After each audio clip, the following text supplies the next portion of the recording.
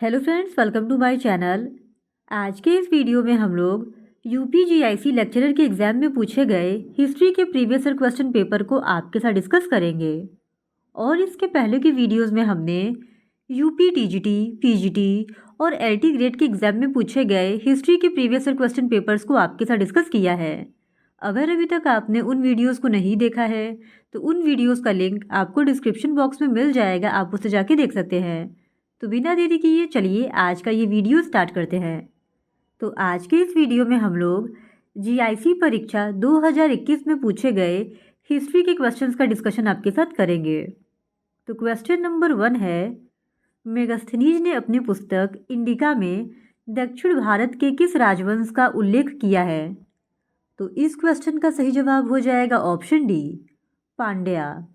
Megasthenes ने अपनी पुस्तक इंडिका में दक्षिण भारत के पांड्य राजवंश का उल्लेख किया है और मेगस्थनीज के अनुसार पांड्य राज की शासिका पांड्या नामक स्त्री थी। मेगस्थनीज के अनुसार पांड्य राज्य मोतियों के लिए प्रसिद्ध था।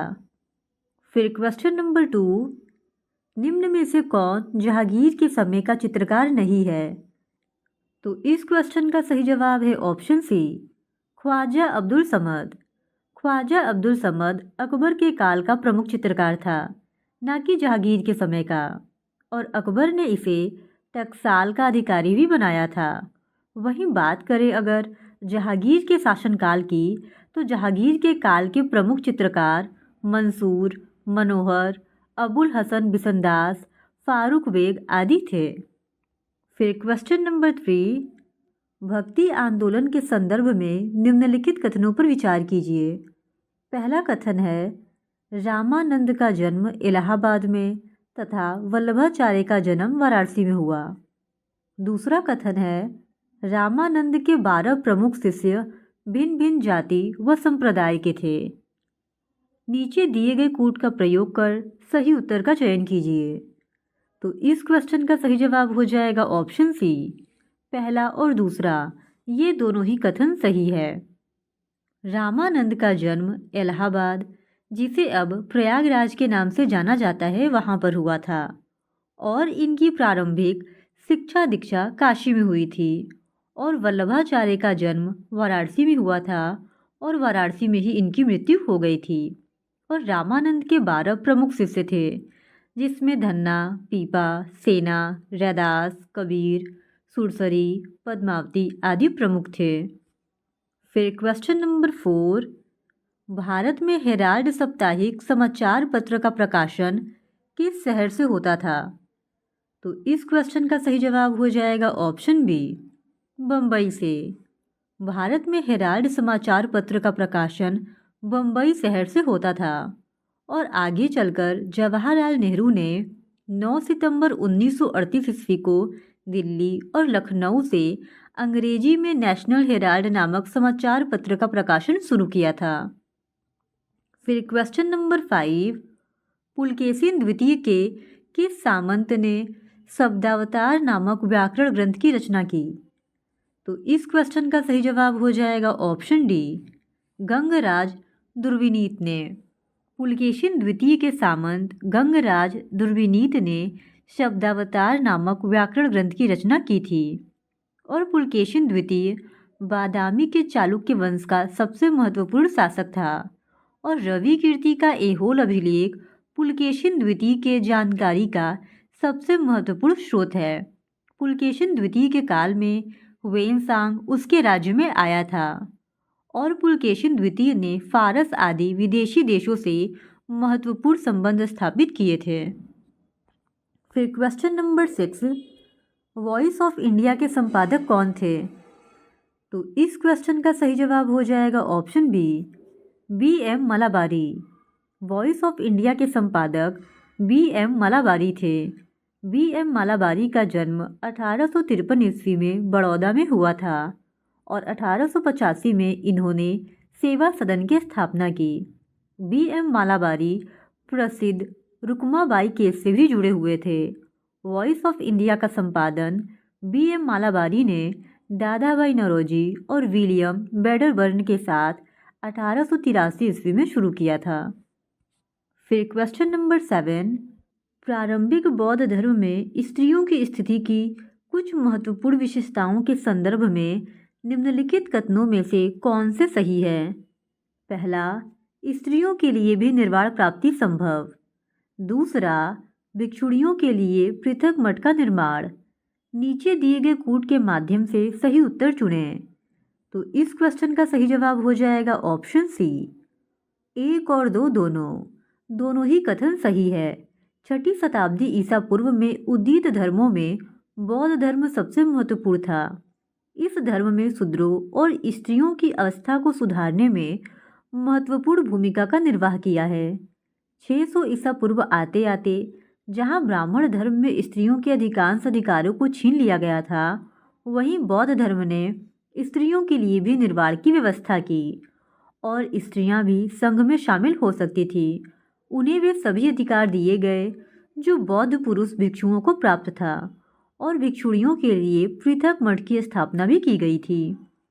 फिर क्वेश्चन नंबर 8, सल्तनत काल में फवाजील का अर्थ था। तो इस क्वेश्चन का सही जवाब हो जाएगा ऑप्शन सी।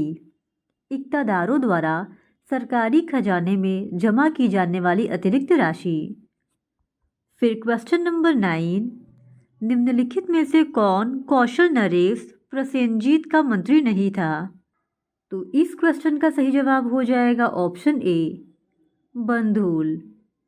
6ठी शताब्दी ईसा पूर्व में 16 महाजनपदों का उदय हुआ था और इन 16 महाजनपदों में से 4 महाजनपद मगध, अवंती, कौशल और वत्स सबसे महत्वपूर्ण थे। कौशल महाजनपद का विस्तार नेपाल की तराई से लेकर आधुनिक अवध क्षेत्र तक था और इस महाजनपद की राजधानी श्रावस्ती थी। बुद्ध के समय यहाँ का राजा प्रसेनजीत था। दीर्घचारायण, श्रीवद और मृगधर ये तीनों ही प्रसेनजीत के मंत्री थे, जबकि बंधुल प्रसेनजीत का मंत्री नहीं था। इस वजह से ऑप्शन ए इस क्वेश्चन का सही जवाब है। फिर क्वेश्चन नंबर 10, किस फ्रांसीसी यात्री ने काशी को भारत का एथेंस कहा? तो इस क्वेश्चन का सही जवाब हो जाएगा ऑप्शन सी, बर्नियर ने। 18वीं शताब्दी में काशी भारत में शिक्षा का महत्वपूर्ण केंद्र था। वैसे शिक्षा के क्षेत्र में काशी का महत्वपूर्ण स्थान 6वीं शताब्दी ईसा पूर्व से चला आ रहा था। उस काल में काशी संगीत शिक्षा का महत्वपूर्ण केंद्र था। 18वीं शताब्दी का महत्वपूर्ण फ्रांसीसी यात्री बर्नियर इसी कारण काशी को भारत का एथेंस कहता था। फिर क्वेश्चन नंबर 11, जौनपुर के सरकी वंश का अंतिम शासक कौन था? तो इस क्वेश्चन का सही जवाब हो जाएगा ऑप्शन ए, हुसैन शाह।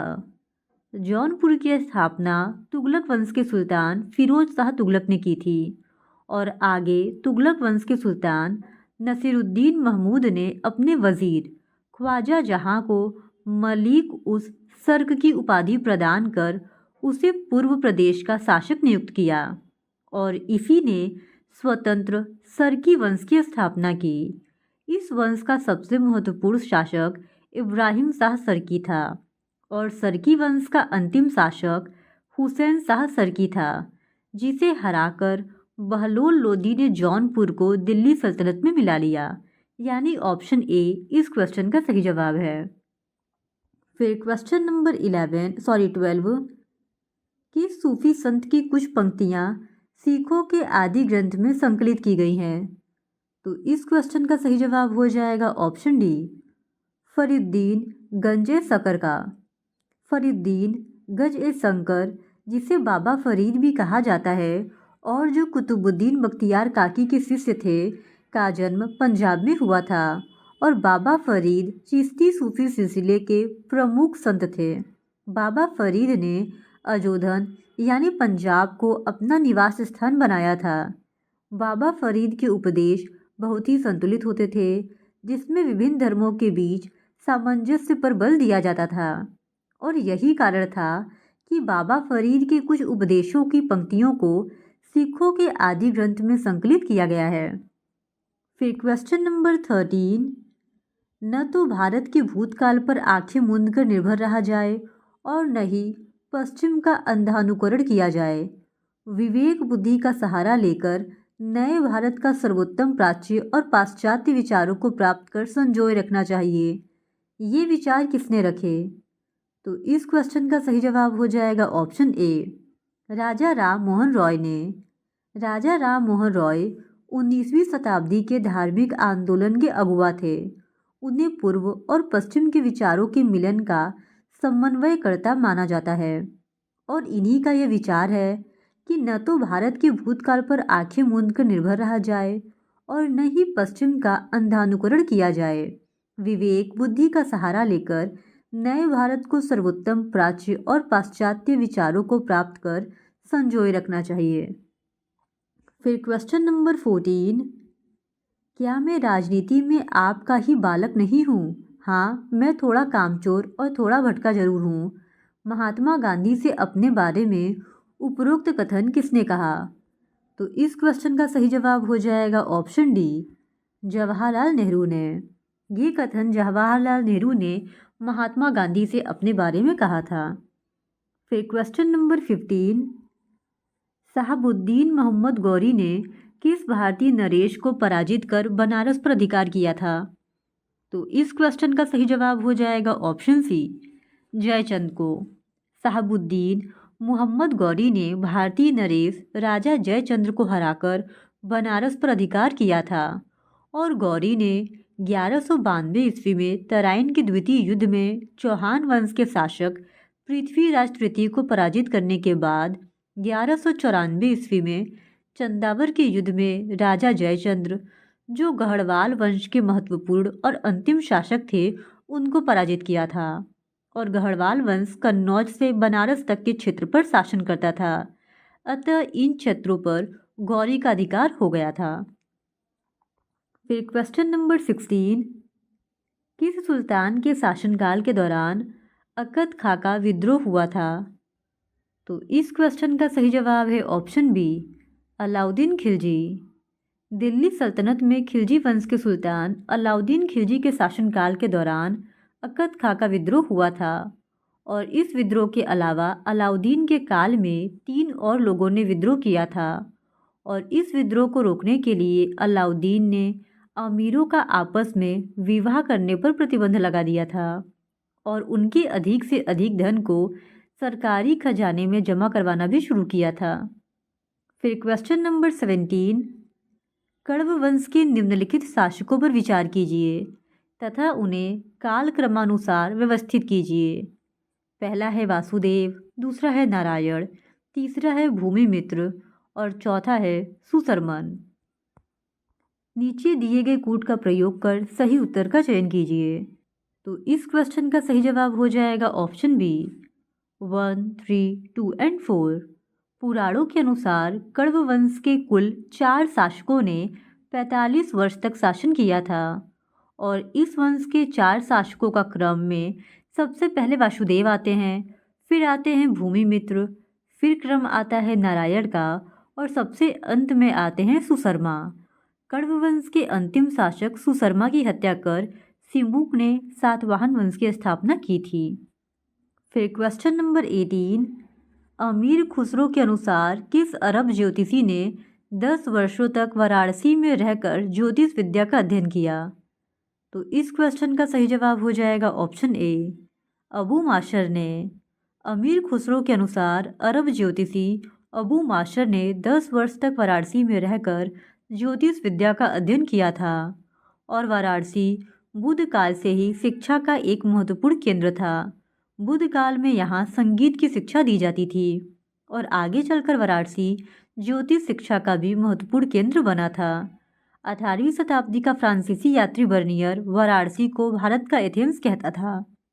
फिर क्वेश्चन नंबर 19, महाबोधि वंश के अनुसार निम्नलिखित में से कौन कालाशोक का पुत्र नहीं था? तो इस क्वेश्चन का सही जवाब हो जाएगा ऑप्शन डी, उग्रसेन। महाबोधि वंश के अनुसार कालाशोक के 10 पुत्र थे, जो भद्रसेन, कोरंडवर्ण, मंगूर, सर्वज, जलेक, उभाग, संजय, कोरण्य, नंदीवर्धन और पंचामक थे और इन्होंने सम्मिलित रूप से 22 वर्षों तक शासन किया था।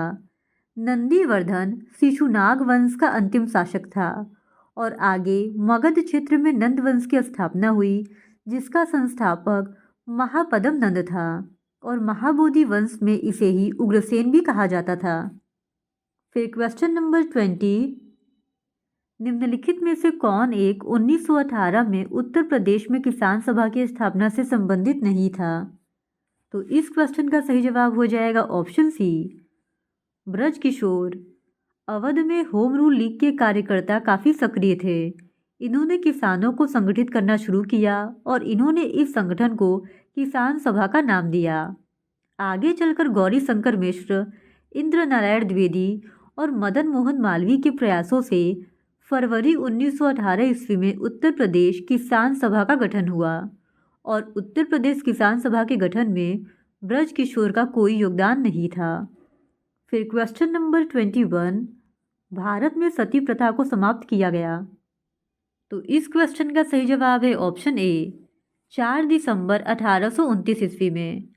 सती प्रथा को रोकने के लिए राजा राम मोहन रॉय ने सबसे ज़्यादा सार्थक प्रयास किया था और इन्हीं के प्रयासों के कारण तत्कालीन governor general Lord William Bentinck ने 4 दिसंबर 1829 ईस्वी को सती प्रथा को समाप्त घोषित कर दिया।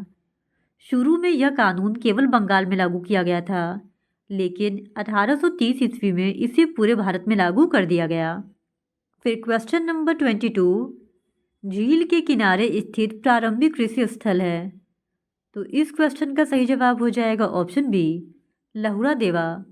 उत्तर प्रदेश के संत कबीरनगर जिले में झील के किनारे स्थित लहुरा देव से भारतीय उपमहाद्वीप में कृषि किए जाने के प्राचीनतम साक्ष्य मिले हैं और यहीं से चावल उत्पादन के प्राचीनतम साक्ष्य मिले हैं।